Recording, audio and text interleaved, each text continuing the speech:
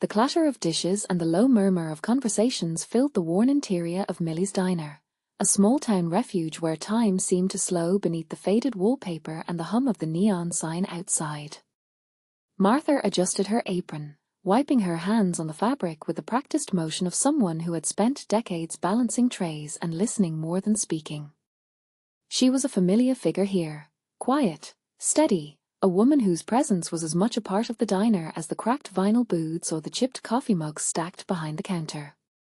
It was late afternoon, the lull between lunch and dinner when the regulars often gathered to trade stories, gossip, and sometimes heated opinions. Martha carried a pot of fresh coffee to a table where a group of men sat clustered around a scratched table tarp, their faces weathered by years of hard work and long memories. She poured the dark liquid into battered mugs, nodding politely as one of them, a burly man with a graying mustache, grunted a thanks. "Tell us again, Martha," said a younger man with a smirk, his voice dripping with disbelief. "About your husband's war stories. The one where he supposedly took down a whole battalion single-handed. Sounds like a tall tale to me." Martha's eyes flickered toward the group, her expression calm but guarded. She had told the story many times before, but tonight, the laughter and scoffing felt sharper, almost mocking. The men around the table exchanged knowing glances, their skepticism thick in the stale air. "He wasn't some superhero," Martha said softly, setting down the coffee pot. "He was a soldier. A good one." A woman at the end of the table laughed, a sharp, dismissive sound. "Good soldiers don't come back with tales like that. Sounds like something from a movie. You sure you're not just spinning yarns to make yourself feel important?"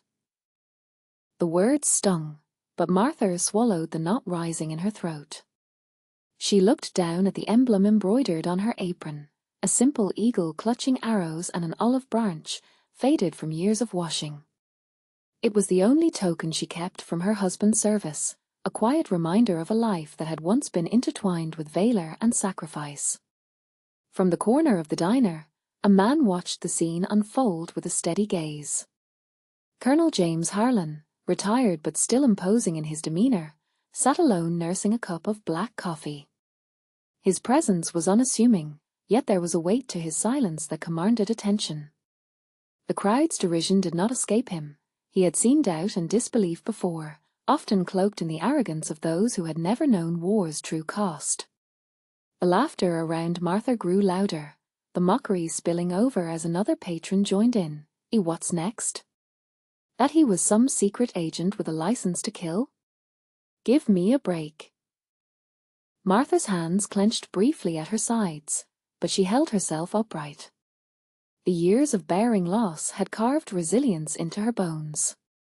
"He served with honor," she said, her voice steady despite the tremor beneath. "And I was proud to stand by him, even when the world didn't see." The room fell into a tense silence, the mockers momentarily caught off guard by the quiet conviction in her words. Yet the mood shifted again as the retired colonel slowly rose from his seat, his movements deliberate and measured. The diner's light caught the sleeve of his jacket as he rolled it up, revealing a forearm marked by a tattoo, an intricate emblem of a winged sword encircled by laurel leaves, the same symbol Martha had described in her story. A collective hush swept through the diner. The laughter died abruptly, replaced by a ripple of murmurs and surprised glances. The tattoo was unmistakable, a sign that connected the colonel to the very history the townspeople had dismissed as fantasy. Colonel Harlan's voice broke the silence, low and steady. "That emblem isn't just ink. It's a bond forged in the shadows of war. The kind of brotherhood few understand, and fewer still live to remember." Martha's eyes met his briefly, a flicker of gratitude passing between them. The colonel stepped fully into the light, the weight of his presence filling the room. "Your husband," he continued, "it was part of an elite unit tasked with missions most wouldn't dare speak of. Quiet heroes who bore the burden so others could live in peace." The patrons exchanged stunned looks. The skepticism that had fueled their ridicule now gave way to a dawning realization. The stories Martha had shared were not fabrications, but fragments of a hidden truth that had long been buried beneath everyday life. A young man at the table, the same one who had mocked the story, shifted uncomfortably. I didn't know. I just thought. You thought she was making it up because she's just a waitress, Colonel Harlan said gently, his gaze sweeping over the room. But courage doesn't wear a uniform all the time. Sometimes it's found in the quiet corners of places like this diner, in the strength of those who wait, who listen, who remember. Martha's voice softened as she spoke again, not to challenge but to share. He never wanted glory. He wanted to come home. But war doesn't end when the fighting stops. Not for those who live with the memories. The colonel nodded. And those who stood beside him, like you, carried their own battles. The kind fought in silence, with heartache and hope. The atmosphere in the diner shifted palpably, the air thick with a newfound respect. The men who had jeered now sat quietly, their faces thoughtful, the sharp edges of their judgment softened by the colonel's revelation. The story that had seemed so far-fetched moments before now held the weight of lived experience, the kind that demanded acknowledgement. From her place behind the counter, Martha felt the invisible walls of doubt begin to crumble. The shared history, once dismissed as a fanciful tale, was now recognized as a testament to sacrifice and resilience. The small town, with its easy laughter and quick judgments, had been reminded that heroism often wore a humble face. Colonel Harlan replaced his jacket sleeve, the tattoo still visible beneath the worn fabric. It's easy to overlook those who don't shout the loudest, he said. But their stories are no less true. No less important. The diner, once a stage for derision, had become a sanctuary for remembrance. The patrons, now subdued, began to murmur among themselves, the seeds of empathy taking root where mockery had once thrived. Martha returned to her duties, the weight of the moment lingering like a quiet victory. She moved through the diner with a grace born of endurance, each step a testament to the strength that had carried her through years of waiting and wondering.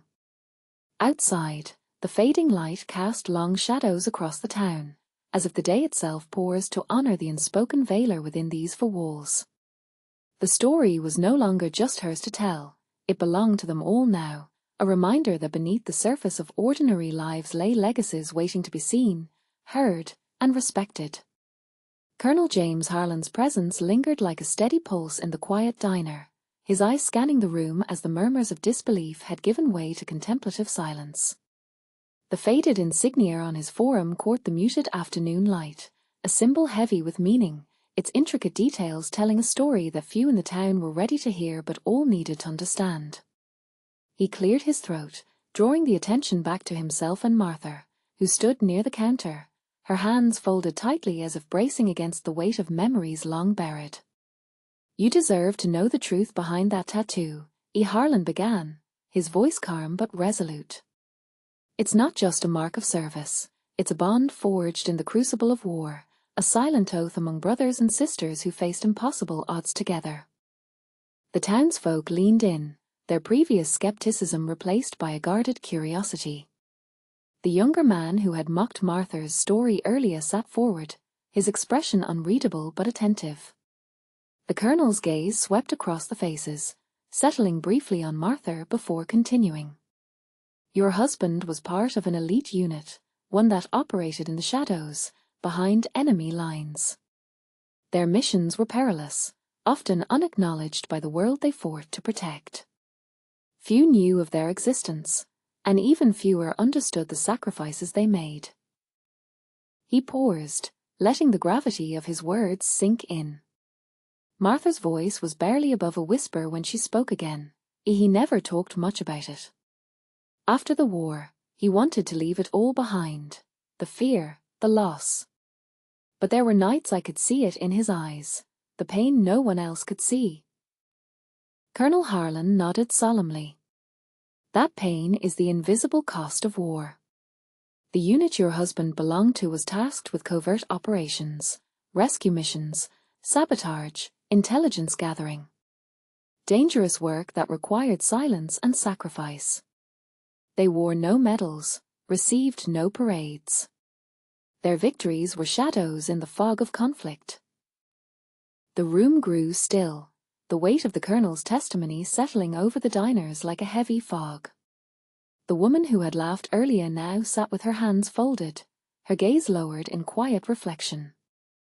Even the most hardened skeptics found themselves stripped of their bravado, confronted with a narrative that demanded respect. Your husband's courage wasn't the stuff of stories told for glory, Harlan continued, but the kind that saves lives in silence. And you, Martha, stood beside him through it all. You bore the burdens of worry and waiting, the loneliness of nights spent wondering if he would come home. Martha's eyes glistened with unshed tears. I wasn't a soldier, as she said softly, but I fought my own battles. Keeping the home fires burning, holding the family together when the world was falling apart. Sometimes, that's the hardest fight of all. Colonel Harlan's voice softened with respect. You were the backbone of the war effort at home, the unseen strength that many forget to honor. The world remembers the soldiers on the front lines, but it's the sacrifices of families like yours that make victory possible. A murmur of agreement rippled through the crowd. The diners who had mocked moments before now nodded in solemn acknowledgement. The colonel's revelation was a quiet reckoning, a reminder that heroism wore many faces, often hidden beneath the surface of ordinary lives. He reached into his jacket pocket and pulled out a faded photograph, placing it gently on the table before Martha. It was a black-and-white image of a group of soldiers, faces young and determined, clustered around a makeshift campfire. In the center, a man with kind eyes and a steady smile, her husband. This was taken just before their final mission, Harlan said.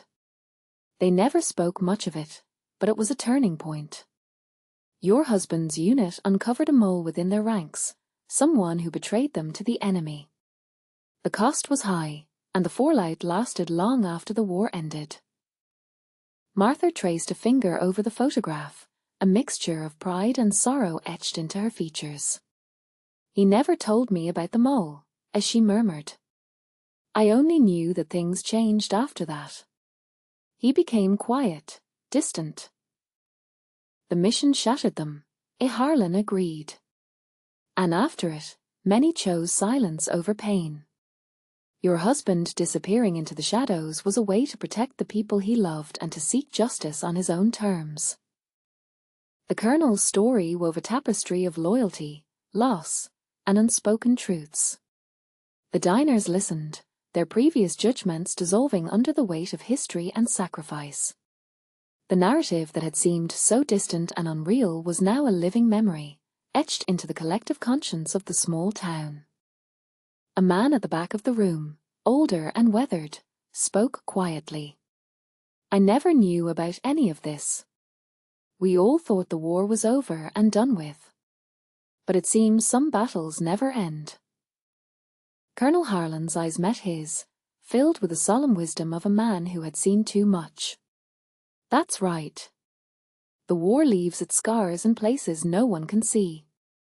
But acknowledging those scars is the first step toward healing. Martha's posture relaxed slightly, the tension easing as the room embraced the truth she had carried alone for so many years. The colonel's testimony was more than validation.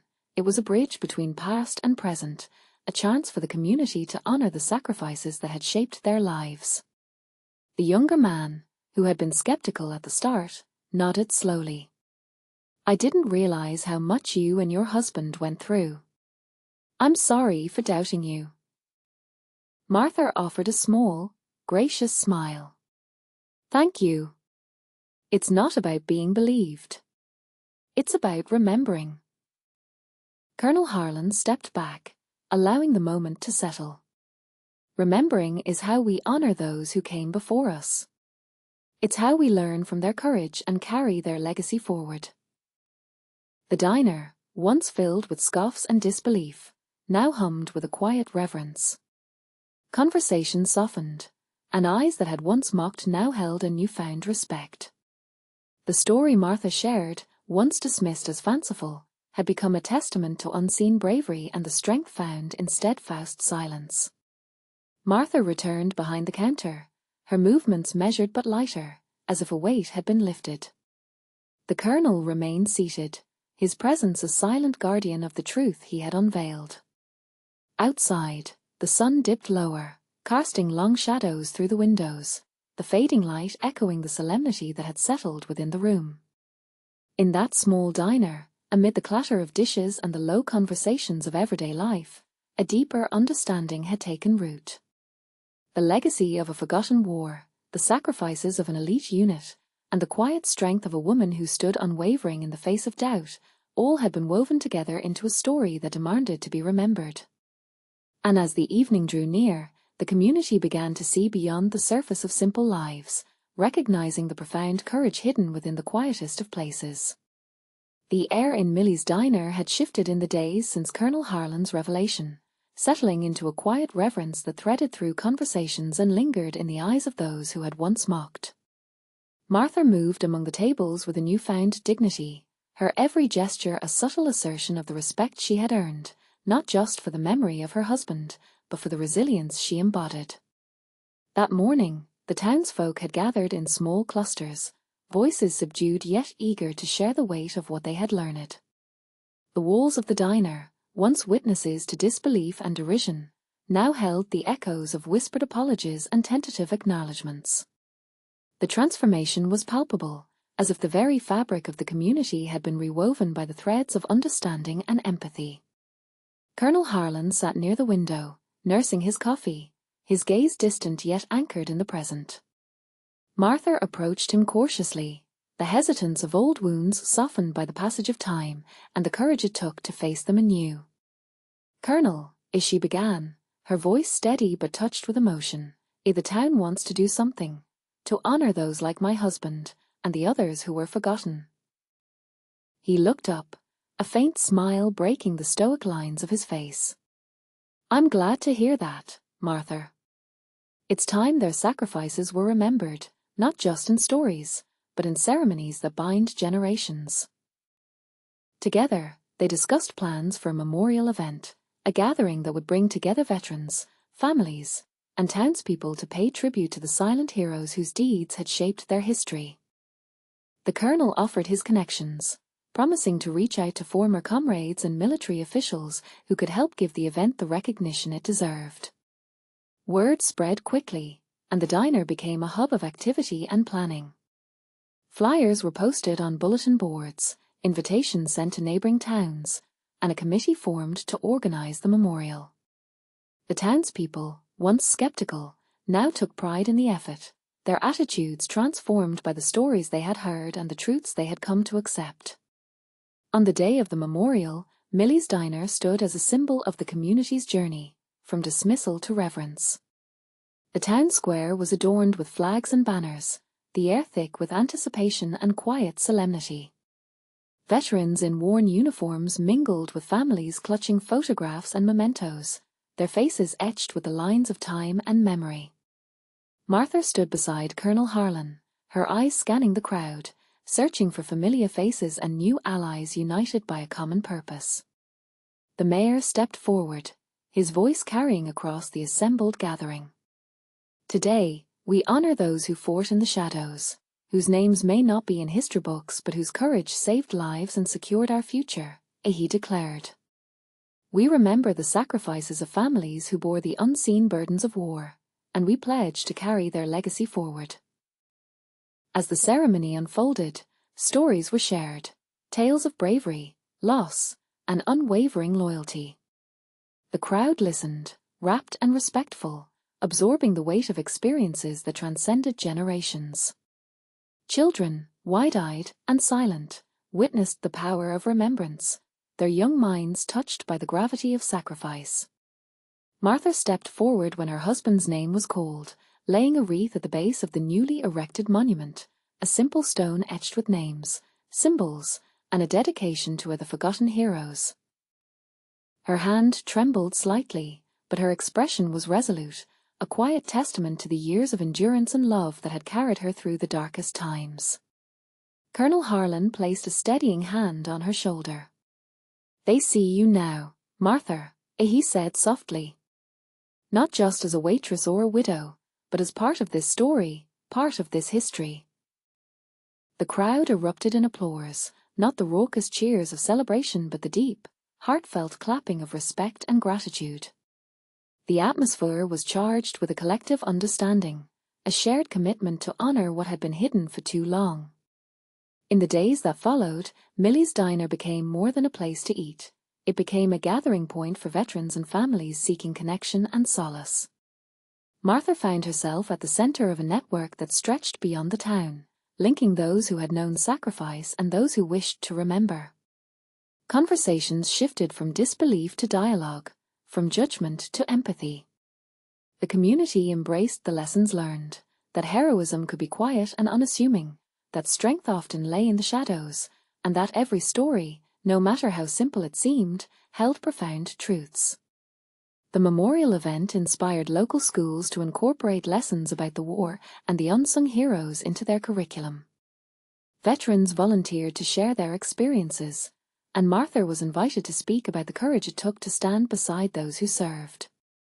Her voice, once soft and tentative, grew stronger with each telling, carrying the weight of history and hope. One evening, as the diner emptied and the sun dipped below the horizon, Martha sat alone at a table, a cup of coffee warming her hands. Colonel Harlan joined her, the two sharing a moment of quiet reflection amidst the hum of closing time. "You've changed this town, Martha," he said quietly. "Not just by sharing your story, but by reminding everyone that dignity and courage live in everyday lives." She smiled faintly, her eyes distant yet clear. "I never wanted to be a symbol. I just wanted to be heard." "And you have been," he assured her. "More than you know." Outside, the night deepened, stars appearing one by one in the velvet sky. The diner's neon sign flickered softly, a beacon in the darkness, much like the stories that had emerged from the shadows to shine brightly in the hearts of a community transformed. Martha rose, ready to close for the night, carrying with her the quiet strength of a woman whose journey from mockery to honor had woven a new chapter in the town's history. The legacy of her husband, and those like him, now lived not just in memory but in the respect and empathy of those who understood the true cost of courage. And as the doors locked behind her, the small town settled into a new rhythm, one that embraced the hidden depths beneath simple stories, honoring the past while looking toward a future shaped by remembrance and grace.